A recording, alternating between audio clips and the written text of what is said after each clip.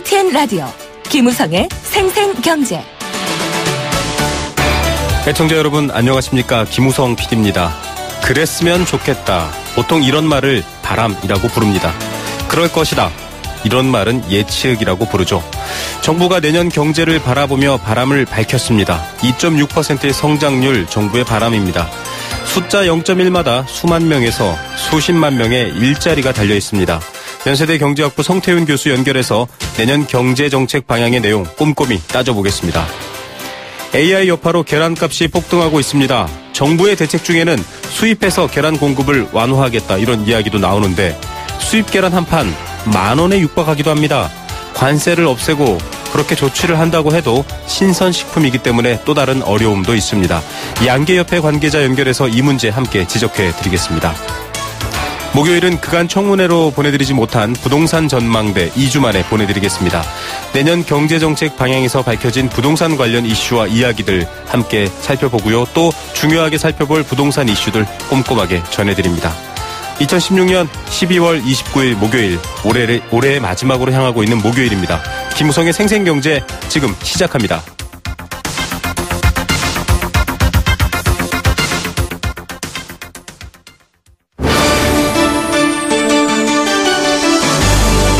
YTN 라디오 김우성의 생생경제.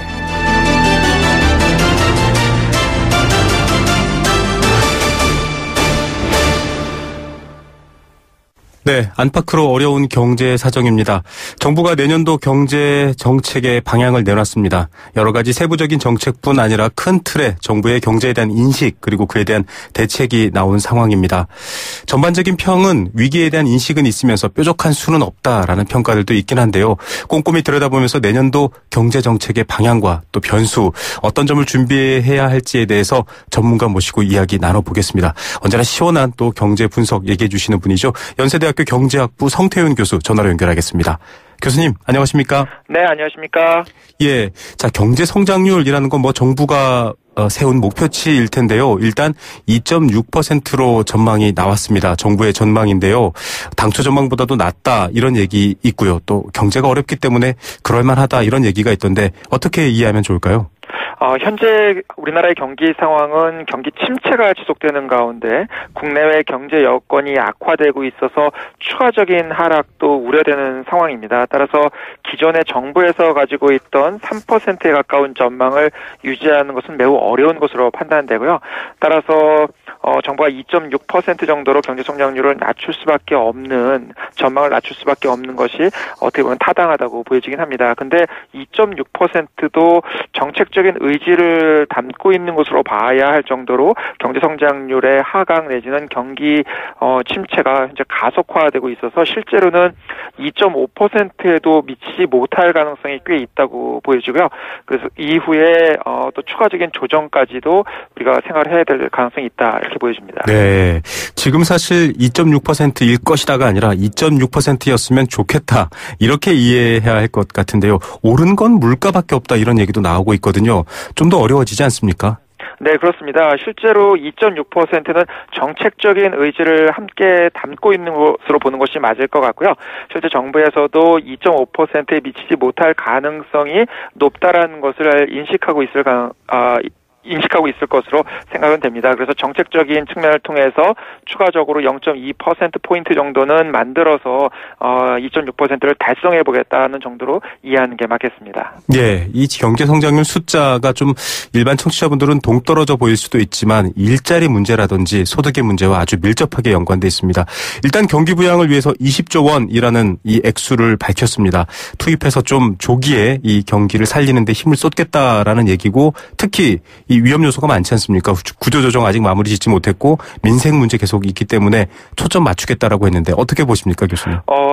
진행자께서 말씀하신 것처럼 실제로는 0.1%라고 하는 이 숫자 자체가 단순한 0.1이 아니고 많은 사람들의 일자리하고 매우 밀접한 관련이 있습니다. 그래서 네. 0.1%포인트 또는 0.2%포인트가 떨어졌다는 얘기는 많은 숫자의 회사들이 어려움에 빠지고 여기에 따라서 실업이 발생하고 소비나 투자가 감소하는 뭐 이런 부분이라고 생각을 해볼 수 있기 때문에 실제로는 이야기 나온 것처럼 경기 부양을 위해서 20조 원 정도를 투입하는 것은 방향 자체는 맞다고 보여집니다. 네. 왜냐하면 현재 경기 하락 속도로 봐서 재정 투입은 거의 불가피한 상황이라고 보여지고요.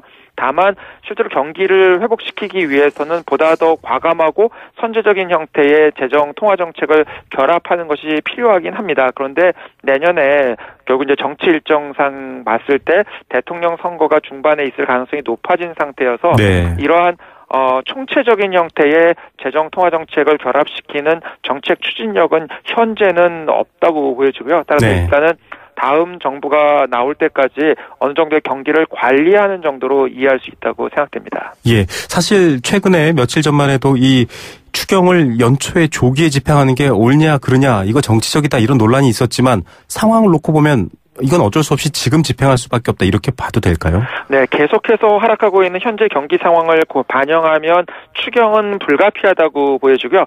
이번에 정부에서 나온 경제정책 방향에서도 보면 경기 상황이 꽤 나빠지고 있어서 재정 지출의 집행을 상반기에 높여서 쓰겠다. 즉 하반기 재원을 당겨서 쓰겠다는 측면이 강하게 나타나 있습니다. 네. 그리고 그 말은 하반기가 되면 재정이 좀 부족해질 수도 있다는 이야기이고 또 내년 중반에 말씀드린 것처럼 대통령 선거가 있을 가능성이 좀 높아져 있기 때문에 그러한 상황 속에는 추가 경정 예산을 편성하기가 아마 어려울 것으로 그렇겠죠. 판단이 됩니다. 따라서 미리 추경을 해서 어느 정도의 재정을 보강해 놓을 필요가 있지 않을까 생각이 들고요.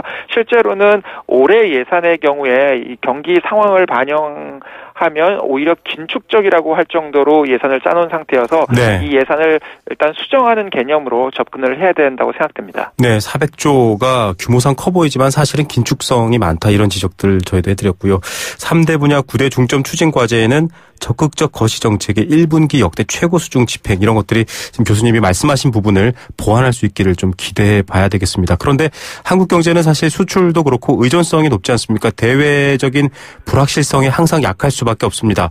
트럼프 출범 또 구조조정 문제, 금리 이런 이 파고들이 계속 밀려오고 있거든요. 가장 걱정되는 점 뭐라고 봐야 할까요? 일단 금리하고 관련된 위험성이 좀 커지고 있다고 볼 수 있겠습니다. 특히 미국의 최근에 경기 회복이 이루어지면서 금리를 인상하려는 압력이 좀 있고요. 또 네. 트럼프가 추가적으로 생각하고 있는 여러 정책들이 금리를 올릴 수 있는 그런 방향으로 작동할 가능성은 있다고 보여집니다. 다만 이제 이것을 너무 상승하는 걸 막기 위해서 미국 연방준비제도 이사회에서 오히려 약간 금리를 낮추기 위한 정책들을 추진할 수 있는 가능성이 있다고 할 수는 있는데 이 요인들은 실제로 상당히 혼재되어 있어서 금리와 관련되어 있는 위험성 자체는 꽤 커져 있다고 보시고 대응을 하는 것이 필요하다고 생각이 됩니다. 네. 그렇기 때문에 현재 이제 우리나라 경우에는 가계부채 문제가 상당히 그렇죠. 심각하다고 볼 수 있는데요. 이 가장 큰 이유는 경기 침체가 장기화되면서 사업자금, 생계자금으로 어려움을 겪는 분들이 주택을 담보로 집어넣고 부채를 일으킨 이런 케이스들이 많이 있습니다. 그런데 만약에 이제 금리가 상승하는 압력을 받게 되면 이 부분들이 상당히 어려워질 가능성이 있기 때문에 경기를 회복시켜서 생활자금 내지는 사업자금으로서의 어려움을 극복해주는 가운데 이들분들이 지나치게 높아지는 금리로 인해서 원리금 상환 부담의 위험에 노출되지 않도록 하는 것, 즉 원리금 상환 부담을 어떻게 하면 낮출 수 있을지에 대해서 정책적인 고민이 상당히 필요하다고 생각됩니다. 네, 금리 상황에 있어서는 매우 어렵다라는 원칙이 조금 통용되면 좋겠다 이런 바람, 그게 바로 또 회복에 직결되어 있는데 문제는 사실은 이 풍선 효과 얘기가 나오고 있습니다. 이 부채 얘기를 조금만 더 여쭤보고 싶은데요. 네. 풍선 효과라는 말에서 사실은 그 풍선의 크기는 계속 줄지 않고 있지 않습니까? 정부는 빚을 줄이겠다라고 했는데 빚은 줄지 않고 오히려 다른 더 질 낮은 부채로 옮겨가고 있거든요. 뭔가 좀 정부 정책 지금 잘못된 거 아닌가 방향이 이런 걱정도 있는데요.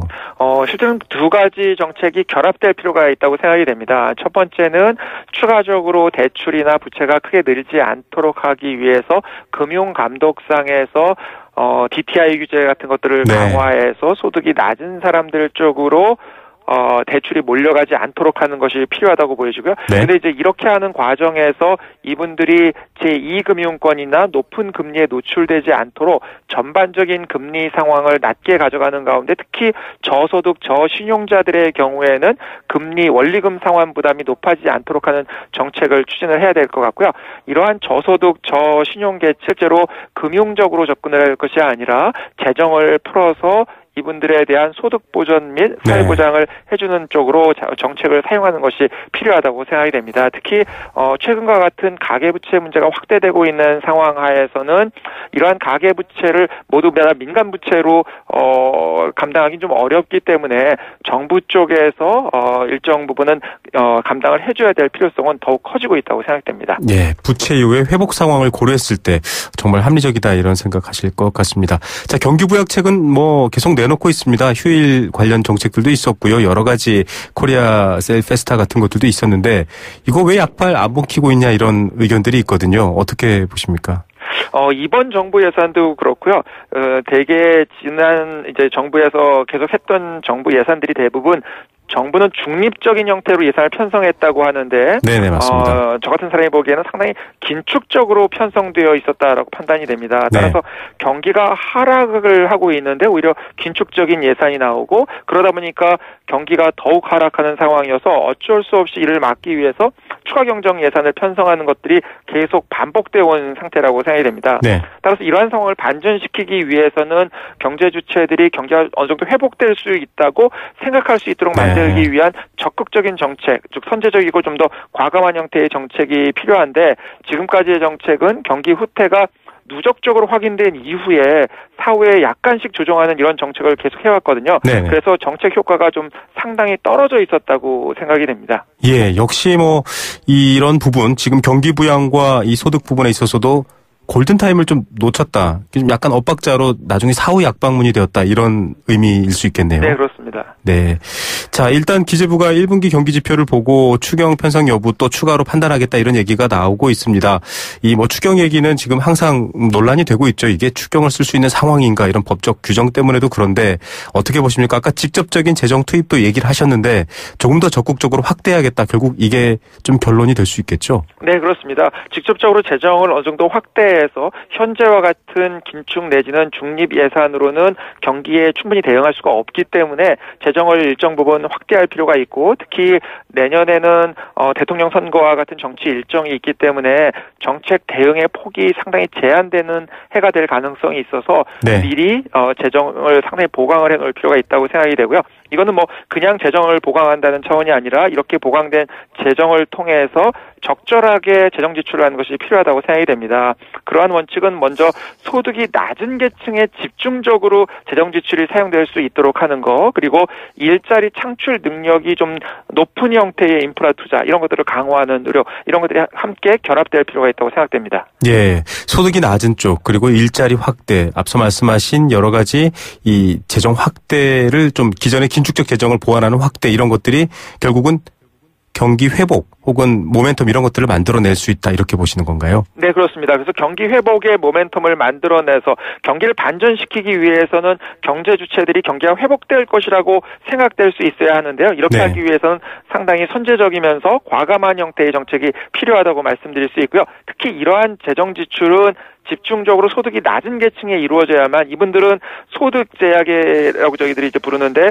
소득 내 상당 부분을 소비로 쓰는 분들이기 때문에 소비를 늘려서 전반적인 경제의 유효 수요를 늘리는 것과도 관련되어 있어서 집중적으로 저소득층에게 그리고 추가적으로 일자리를 제공할 수 있는 형태의 인프라 투자 같은 것들을 강화하는 이런 노력으로 정책을 수행할 필요가 있다고 생각됩니다. 예, 오늘 말씀 감사드립니다. 네, 고맙습니다. 네, 연세대학교 경제학부 성태윤 교수였습니다. YTN 라디오 김우성의 생생경제. 네, 경제만큼 함께 느끼고 공감해야 될 이야기는 없을 겁니다. 경제 공감사전 오늘도 준비했습니다. 이 공감 경제사전, 경제와 관련된 여러 가지 단어와 뜻을 여러분께서 함께 보내주시고 또 나눠주시는 건데요. 의견 보내주시면 추첨을 통해서 도심 속 꿈의 놀이터 일산 원마운트에서 워터파크 이용권 드립니다. 단문 50원, 장문 100원의 정보 이용료 부과되는 샵 0945 우물정 연구사업원 문자로 참여하실 수 있고요. 또 YTN 라디오 스마트폰 애플리케이션 예스로도 참여하실 수 있습니다. 오늘의 경제 공감 사전 이야기는 바로 경제 성장입니다. 이 경제 성장, 앞서 인터뷰에서도 얘기했지만 정부가 내년을 2.6%로 전망했습니다. 이 전망은 그럴 것이다가 아니라 그랬으면 좋겠다입니다.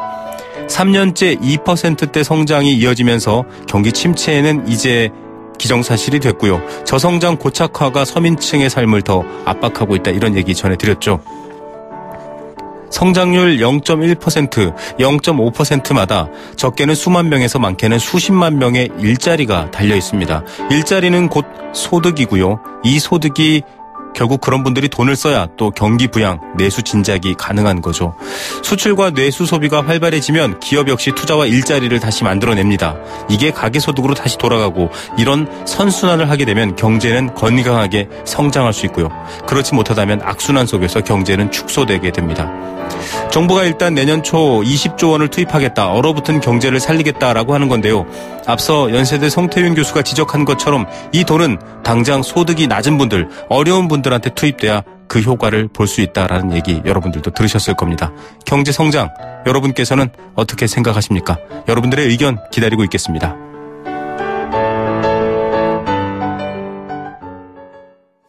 생생경제 1부는 포스코 1683년 300년 커피 문화와 전통이 있는 비엔나 커피하우스와 함께했습니다. 캠페인 2개 들으시고요. 경제 톱뉴스로 돌아오겠습니다. YTN 라디오 캠페인. 물 없는 한라산, 물 없는 제주 바다를 상상할 수 있나요?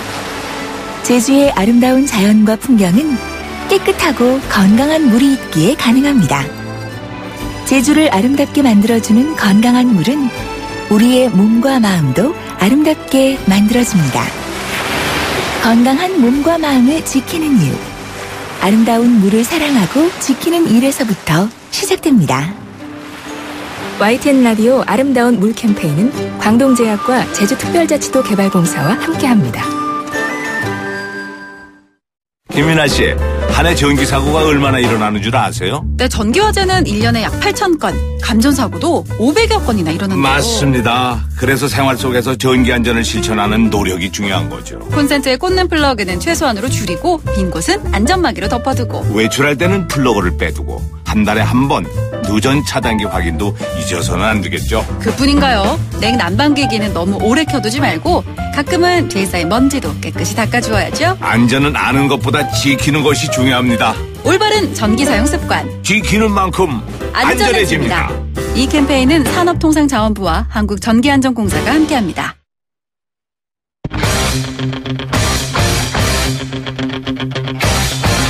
지금 가장 뜨거운 경제 소식. 경제 톱 뉴스. 네, 이 시각 주요 경제 뉴스 먼저 전해드립니다. 경제 상황 더 좋게 만들겠다라는 정부의 의지 발표됐지만 소비는 여전히 좋지 않습니다. 다행히 산업 생산은 석 달 만에 증가세로 돌아섰습니다. 첫 번째 뉴스로 전해드리겠습니다.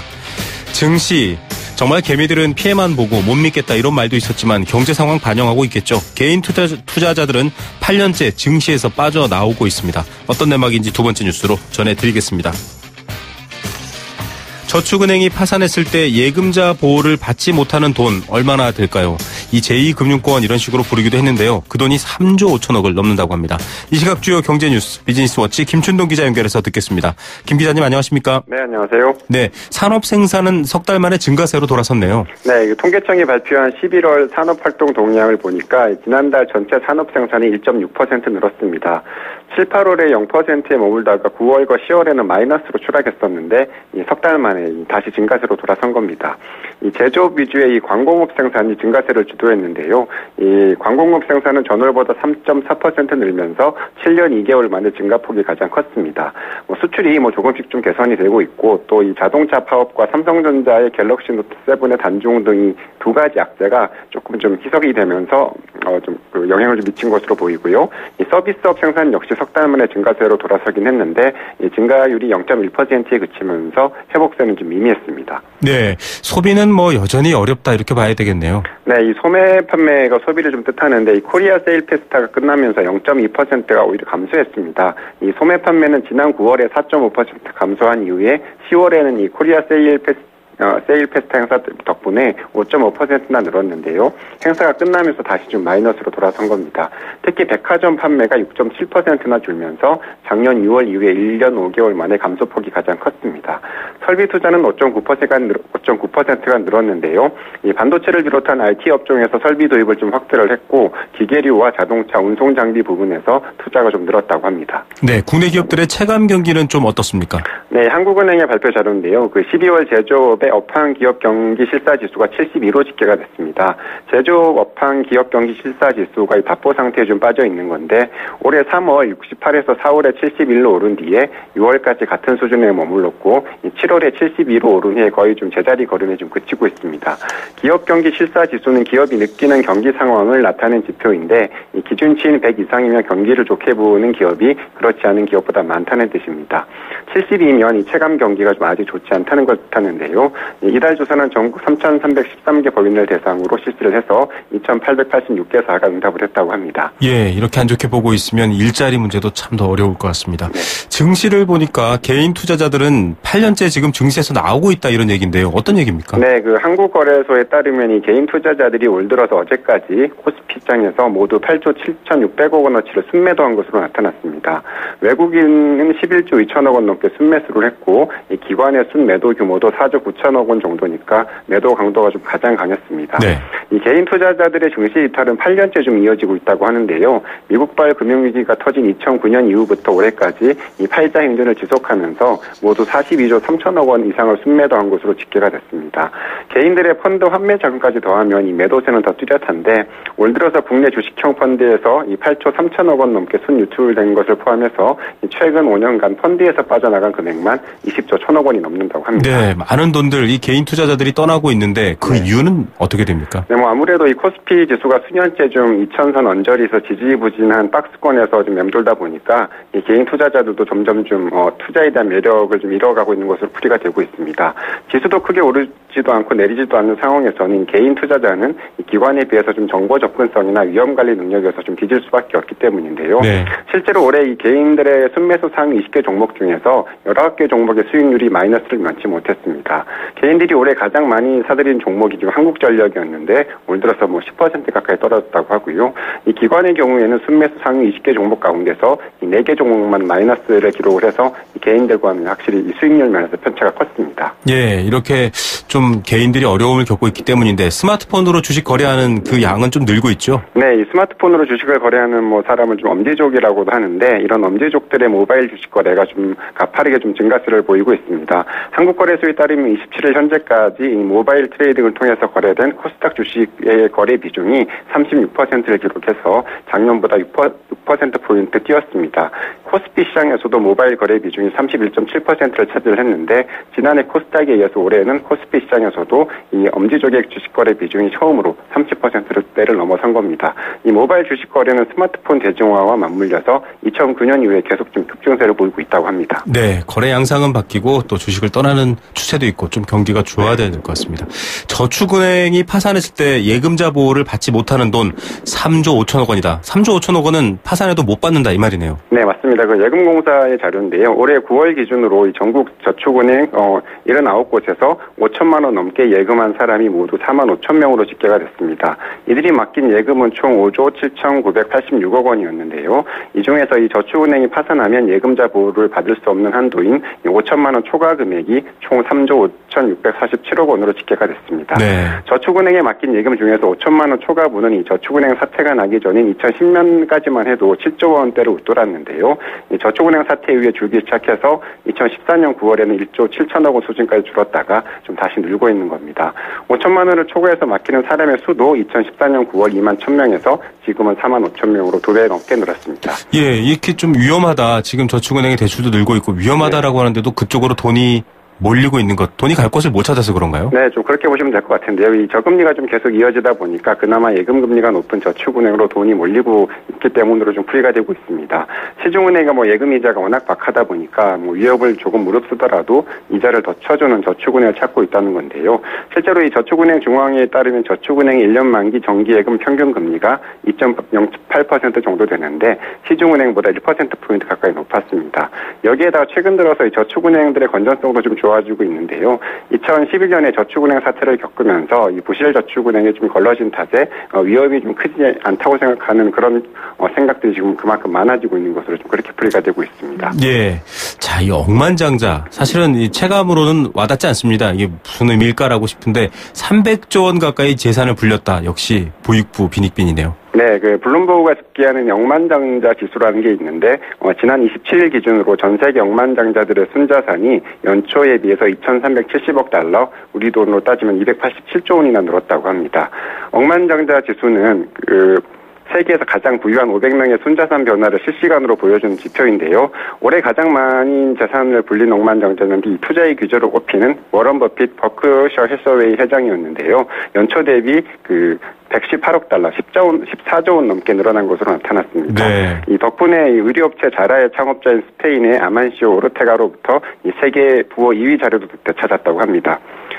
세계 최고 갑부인 마이크로소프트의 공동 창업자인 빌리 게이츠로 좀 꼽혔는데 그의 순자산도 연초 대비 98억 달러 늘어난 915억 달러로 집계가 됐습니다. 올해 자산 증가폭은 워렌 버핏에 이어서 2위에 올랐습니다. 역시 미국의 부자들이 많이 있겠죠? 네, 맞습니다. 올해 자산 증가 규모 1위부터 4위까지가 모두 미국이었는데요. 3위는 석유 재벌인 해롤드 햄, 컨티넨탈 리서치스 CEO였고 4위는 제프 베조스 아마존 회장이 차지를 했습니다. 이 버핏 회장을 비롯해서 미국 대통령 선거에서 힐러리 클린턴 민주당 후보를 지지했던 억만장자들의 이 자산이 아이러니하게도 좀 트럼프의 당선과 함께 좀 많이 늘었다고 하는데 이들이 가지고 있는 기업들이 주식이 트럼프 당선인이 선거 공약의 수혜주로 꼽히면서 주가가 좀 많이 올랐다고 합니다. 예, 한국인도 한 2분 정도 보이는데 한 분은 요즘 구설수에 오르고 있죠. 자, 오늘의 톱뉴스 어떤 것 고르시겠습니까? 산업활동 동향 지수를 꼽고 싶은데요. 11월 산업활동 지표가 그나마 좋게 나오긴 했는데 10월이 워낙 좋지 않았던 탓에 기저효과가 컸다고 합니다. 정부가 오늘 내년에 경제정책 운영 방향을 발표를 했는데 추락하는 경제를 막기 위해서 더 적극적인 좀 대처가 좀 필요해 보입니다. 네, 오늘 뉴스 감사드립니다. 네, 감사합니다. 비즈니스워치 김춘동 기자였습니다.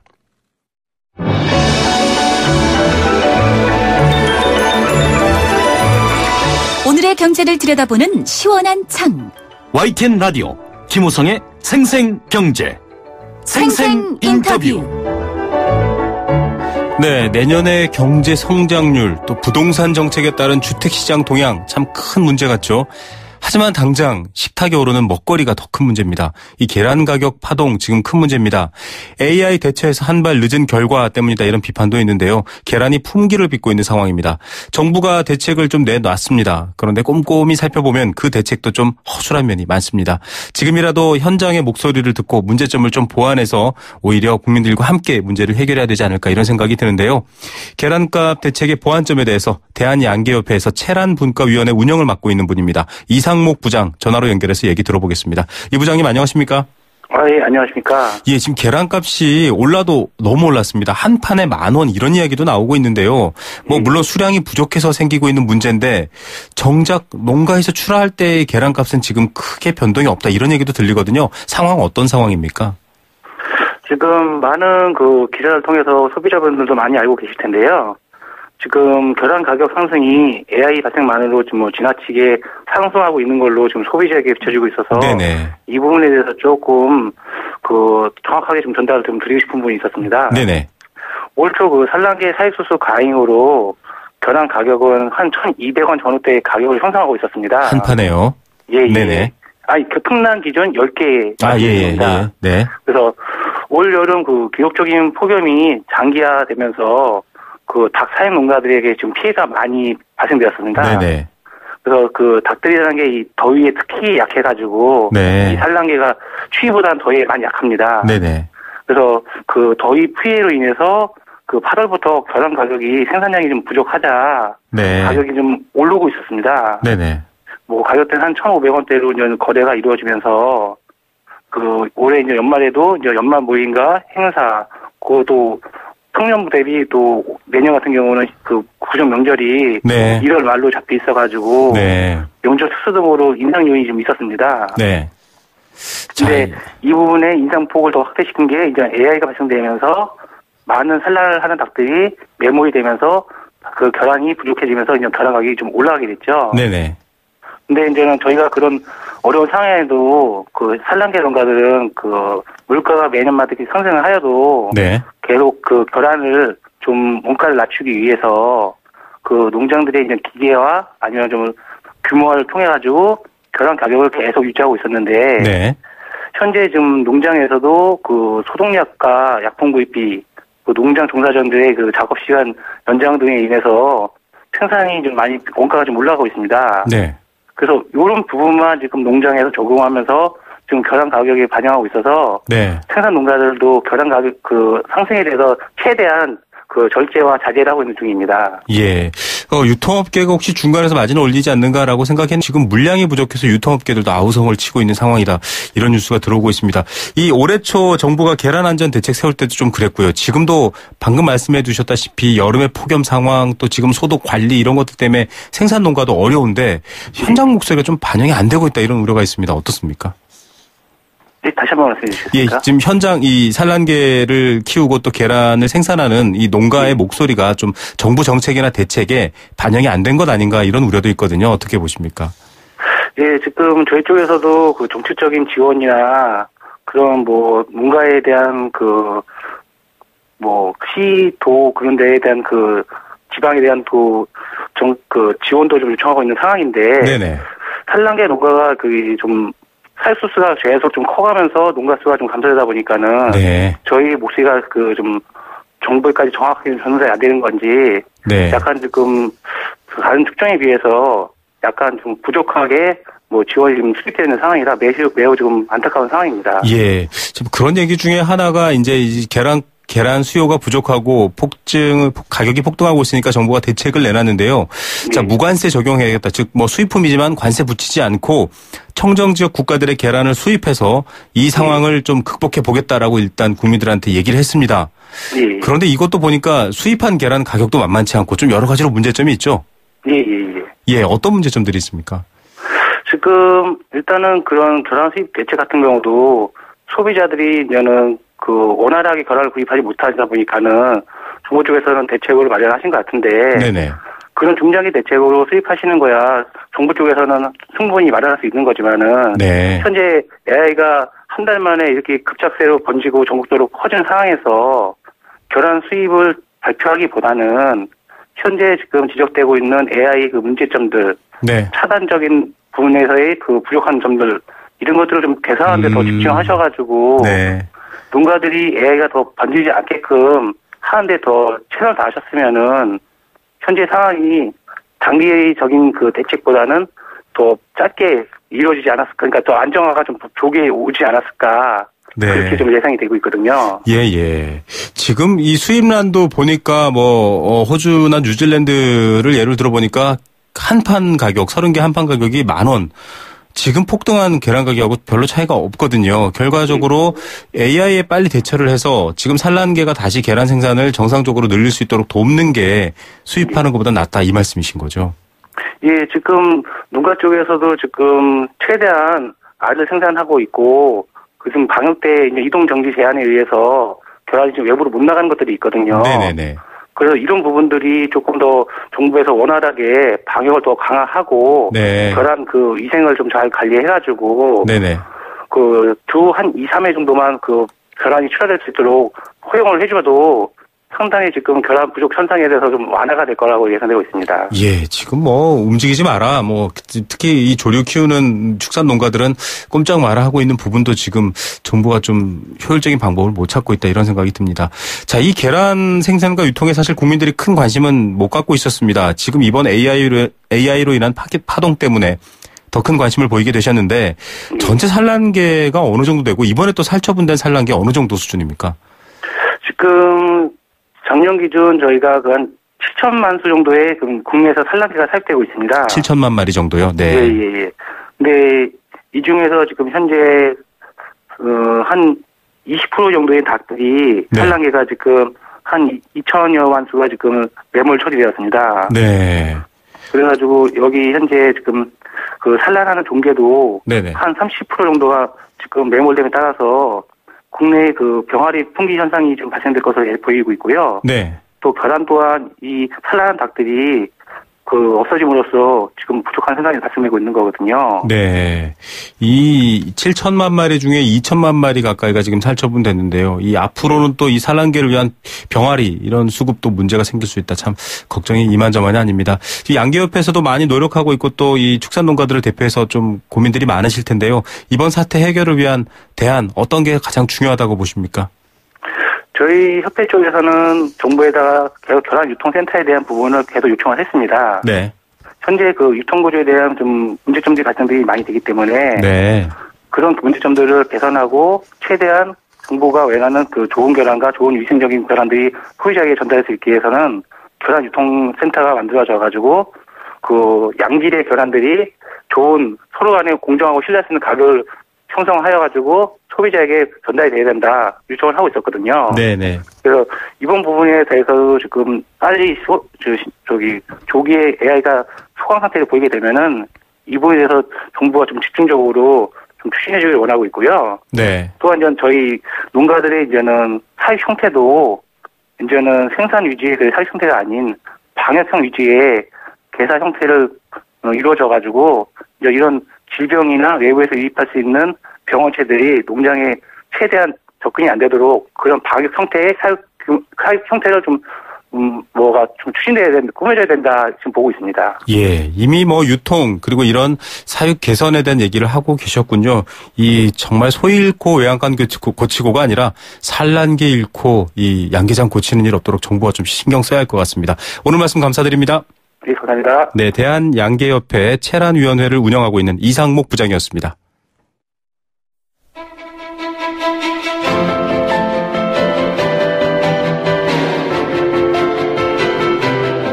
부동산 어디로 가고 있는지 시원하게 보여드립니다.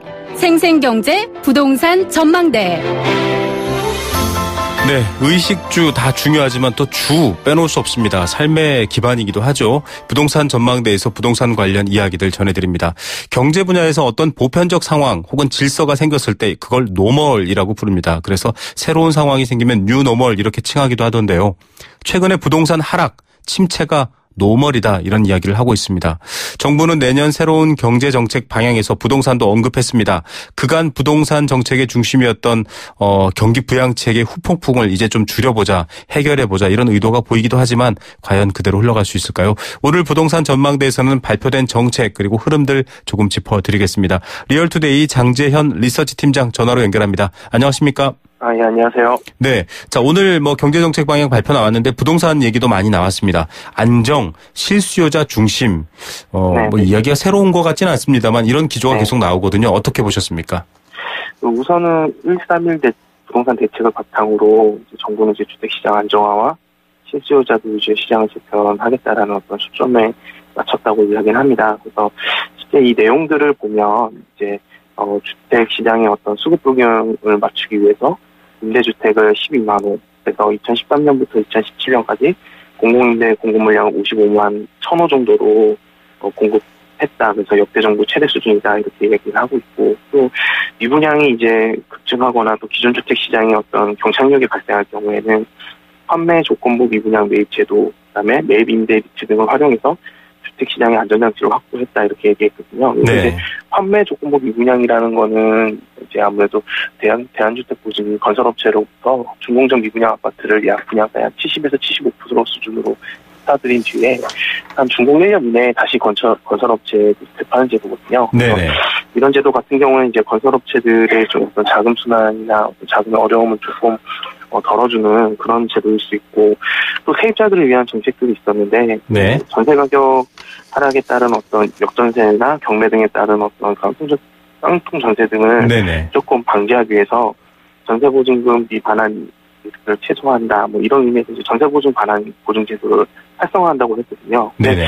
이 제도는 시행을 하고 있던 제도였기 때문에 특별하게 특별한 건 없을 것 같고요. 다만 최근 주택도시보증공사나 서울보증보험이 지금 약 한 10만 세대 정도 보증을 제공하고 있고, 그리고 주택보증공사 같은 경우에는 수도권은 4억, 지방은 3억으로 제한하고 있고, 또 서울보증보험 같은 경우에는 전세보증의 한도가 없거든요. 그래서 새롭다는 주택이라기보다는 그냥 좀 활성화시킨다라고 정도로 보시면 될 것 같고요. 네네. 이 밖에 뭐 유스테이의 어떤 공급량 증가와 행복주택도 약 4만 호 정도, 그리고 유스테이도 약 4만 호에서 약 한 8만 호 정도가 또 임대주택을 좀 늘리겠다 이렇게 얘기했고, 이 밖에 뭐 전세 신혼부부를 위한 뭐 전세 대출도 조금 우대금리를 적용해서 금리를 좀 싸게 해주고, 또 집주인들이 임대주택을 하기 위해서 이제 리모델링 할 경우에는 계량 지원금을 약 뭐 한 3억 정도로 확대한다. 이제 이 정도 내용으로 볼 수 있습니다. 네. 자, 이 건설업 자체가 받는 충격도 좀 줄이면서 서민층들에 대한 부동산의 완화 정책들을 조금 더 만들어 보겠다 이런 의도는 보이는데요. 네. 뭐 그가 사실은 이 초이노믹스였죠. 최경환 부총리 시기에 때 굉장히 부동산 정책을 띄우다가 지금 이제 뒷수습을 하고 있는 상황입니다. 실제로 정부가 얘기한 대로 진행될까요? 어떻게 보십니까? 이게 지금 제가 앞서 말씀드린 그 정책들을 살펴보면 실제 이게 기존에 있던 정책들을 다시 한번 그냥 되짚는 수준밖에 되지 않거든요. 네. 그래서 특히 전세보증 관한제도 같은 경우는 이미 하고 있었던 거고, 또 유스테이 물량이나 행복주택 공급량은 정부가 처음 시작했을 때부터 약 20만 가구 정도 공급하겠다고 얘기를 했던 부분들이기 때문에 특별한 상황은 없는 것 같습니다. 따라서 이게 지금 뭔가 주택시장의 안정화나 어떤 실수요자 위주의 어떤 시장 재편에 초점을 맞췄다고는 하지만 이 정도 정책 가지고는 조금 부족한 게 아니냐 지금 이렇게 보고 있고요. 실제 대출이나 이런 내년에 대출 규제나 대출이 진행되면서 이제 주택시장에 어느 정도 불황이 예상되고 있기 때문에 실제 실수요자들한테는 조금 더 뭔가 포커스에 맞춰진 정책, 대출 전쟁이라든지 혹은 주택 마련이 좀 쉽게끔 해줄 수 있는 어떤 정책들이 좀 더 보완이 돼야 되지 않나 이렇게 생각이 듭니다. 예. 비단 부동산 정책뿐만 아니라 지금 경제 정책 방향 전반에도 그런 얘기가 나옵니다. 새로운 얘기는 없는데 그렇다고 해서 위기를 돌파할 똑 부러지는 얘기는 없다. 또 이런 비판들을 받고 있습니다. 자, 이달 중순에 상가 사무실 등에 대해서는 이제 실거래가 공개가 시행됐거든요. 네네. 이거 지금 한 보름 정도 지났는데 어떻습니까?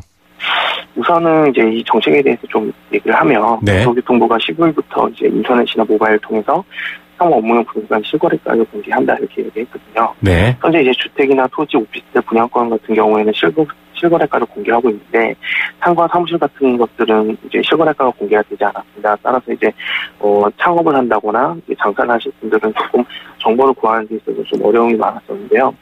이제 앞으로는 이런 어떤 실거래 정보를 이제 국토교통부 실거래 홈페이지에서 확인할 수 있어서 조금 창업을 한다거나 혹은 장사를 하시는 분들이 조금 수월하게 정보를 얻을 수 있는 어떤 부분은 좀 생겼습니다. 하지만 이게 지금 보고 있으면 공개 대상은 지난 2006년 1월부터 신고된 상호 업무용 부동산 거래 건수에 대해서만 이야기를 하고 있는데, 문제는 이게 지번이나 상호나 건물명은 공개를 하지 않고 있거든요. 그래서 이런 부분들이 사실은 창업을 한다거나 혹은 오피스를 구하는 사람들 같은 경우에는 어디에 있는 어떤 상가가 얼마다라는 부분들이 가장 필요한 부분이기 때문에 단순히 그냥 가격 공개로만 한다면 정보를 얻는데 어느 정도 한계가 있을 것으로 예상이 되고요. 또 이게 실거래가 자료 공개를 통해서 서민이나 소상 혹은 창업이나 상가 투자에 의사결정하는데 도움을 주겠다 이렇게 얘기하고 있는데, 서민이나 소상공인의 창업을 하기 위해서는 이제 매매거래보다는 실제 임대료가 얼마고 또 거기에 대한 권리가 얼마인지가 나와야 되거든요. 그런 부분들은 빼놓고 그냥 매매거래의 어떤 가격만 공개를 한다면 실제 이 정책이 그렇게 실효성을 보이기에는 초반에는 좀 어렵지 않을까 이렇게 생각이 듭니다. 예, 정작 궁금한 건 임대 상황인데 지금 매매 정보 공개만으로는 좀 무리가 있다 이런 얘기고요. 끝으로 여러 가지 내년 시장의 변수 지금 많습니다. 물량, 금리, 규제, 대선 계속 나오고 있긴 한데 금리만 좀 콕 집어 여쭤볼게요. 미국 금리 인상됐고 내년에도 세 차례 인상되고 지금 시중 금리 또 주담대 올라가고 있거든요. 금리에 따라서 시장 어떻게 보십니까? 일단은 2007년 이후에 부동산 거품이 빠지면서 가장 영향을 많이 끼쳤던 게 이제 대출금리 상승도 있고 또 DTI 등의 어떤 대출 규제가 있었거든요. 네네. 지금도 이제 내년도 아마 그 상황이랑 비슷한 상황이라고 보여집니다. 이제 대출금리는 계속 오르고 또 대출 규제가 실제 시작이 되면서 아무래도 주택시장에 많은 영향을 미칠 것 같고, 또 결국에는 주택시장은 이제 불황으로 좀 빠져들 확률이 높은데요. 반면에 이제 실수요자는 좀 알아봐야 될 게 있는데, 이제 보금자리론이라든지 생애 첫 주택 구입자들을 위한 어떤 지식소유 대출 같은 좀 정부 정책은 계속 유지가 됩니다. 이제 아무래도 이제 저금리로 생애 처음 주택을 마련하는 사람들 같은 경우에는 저금리로 고정금리 크게 이렇게 대출 이자가 오르지 않는 선에서 네. 대출을 제공하고 있기 때문에 이제 그런 점들을 좀 살펴보고 네. 내 집 마련에 나서는 게 좀 좋지 않을까 하는 생각이 네. 오늘 말씀 여기까지 듣겠습니다. 감사합니다. 예, 고맙습니다. 네, 리얼투데이 장재현 리서치 팀장이었습니다. 안녕하세요. 창업 컨설턴트 이랑주입니다. 제가 창업 꿀팁 하나 알려드릴게요. 바로 KT 성공팩. 매장에 필요한 인터넷, 와이파이, 카드 단말기, CCTV 등 전화 한 통이면 설치부터 AS까지 한 번에 가능하죠. 창업 필수품 KT 성공팩 1588-0114. 한가인입니다.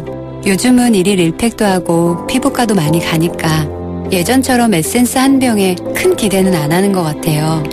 저만 그런가요? 에센스를 다시 믿어보자.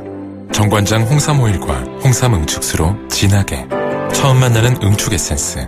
동인비 진 에센스. 안녕하세요. 창업 컨설턴트 이랑주입니다. 제가 창업 꿀팁 하나 알려드릴게요. 바로 KT 성공팩. 매장에 필요한 인터넷, 와이파이, 카드 단말기, CCTV 등 전화 한 통이면 설치부터 AS까지 한 번에 가능하죠. 창업 필수품 KT 성공팩 1588-0114.